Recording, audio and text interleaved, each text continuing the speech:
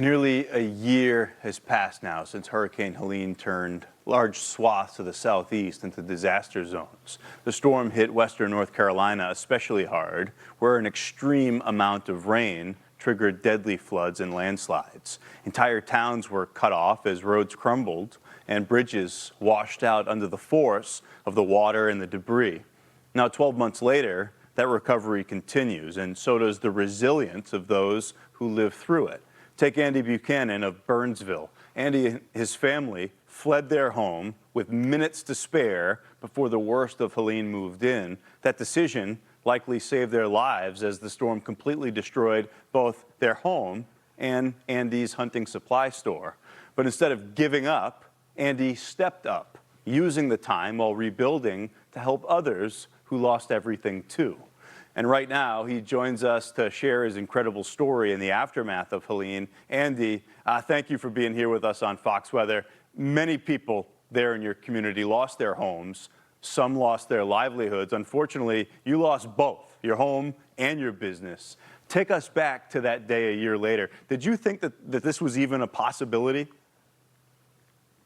No, we had no idea that the mass of as large as this storm got. I mean, we'd had floods in the area for years, but nobody was ever prepared for, I think they called it a 1,000-year flood. So no, there was no way that we prepared for this. And Andy, you left just about 15 minutes before the worst of this started to move in. What made you decide that you and your family weren't safe there, that it was time to get out? I had actually left around 5:30 a.m. that morning. I saw the water rising. When the power went off and we had no way of contacting one another, I actually rode back down here to check. I walked into the house and into the shipping department. I might have been in here for 10 minutes, and when I went back out the door to get in my truck, there were 2 foot of water coming across the roadway. So I just did get my truck through the other side to get out of here. It's terrifying, and so many people had that same experience. How are you and your family doing a year later? Can you share with us what the rebuilding process has been like over the past year? Yes, sir, I can. In the beginning, we were without hope and direction. You depend on the government to step up in these situations. We'd never faced anything like this. But I have to brag on the organizations, the churches, the church people that just started showing up. And I learned along this journey, a little from a lot is what got us back in our home, back in our shipping department. We're staying in the home now. Throughout watching how it worked for me through different organizations and churches, the Lord laid it on my heart to get back out into my community and find people that were forgotten and try to bring them the same help that the Lord brought to me through these organizations and churches. Yeah, Andy, you're shining a light on the others who helped, but you're one of those people too. You lost everything and you were there helping your neighbors. What was that like in a community sense as all of you are working to get back to what life was like before the storm? Well, living here in the Appalachian Mountains, I mean, that's the kind of people we are. We take care of our own. We're the first to help our neighbor. And for an example, when the storm was over, within 30 minutes of rolling the window down while I was in my truck, you could hear chainsaws out in the mountains and people bringing their equipment out to open up roads. It's the type of people that are here in Yancey, Mitchell, and Avery County. Yeah, and you had mentioned the church. Your faith has been a big part of the recovery process for you. How has it helped you through the toughest moments? I'm sure there have been a lot of those, the setbacks, the slow pace of the recovery at times.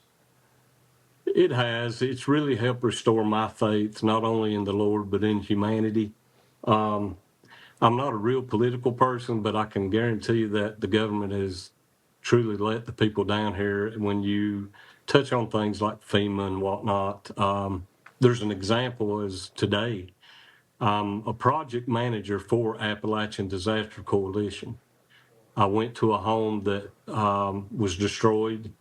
5 people in this family are living in a camper, and this is a year later. The further you get off the beaten path, the more we find these people, and they're just simply forgotten, and they don't really know where to turn. So God bless organizations like Appalachian Disaster Coalition. Yeah, yeah, and I know that that has been a big part of this story, communities being cut off and different communities still struggling while others have come back a little bit more quickly. We don't have much time left, but Andy, before we leave you, I wanted to ask you, what message do you have for those people that are still struggling to recover from Helene, that are still working to get back? I just want everybody to know that there is hope out there. It's real. It's through organizations and churches and good, godly people. Reach out to us. Let us know that you're struggling. We're getting out and finding people every day. I know Appalachian people are proud and they don't really want to ask for help, but a year down the road, these people are going to need help, and we just need the awareness to continue. Well, you're a shining example of the Appalachian people. Andy Buchanan, courage and resilience on display there. Thanks for sharing your story with us on Fox Weather, and best wishes moving forward. Yes, sir. Thank you, and God bless. Thank you.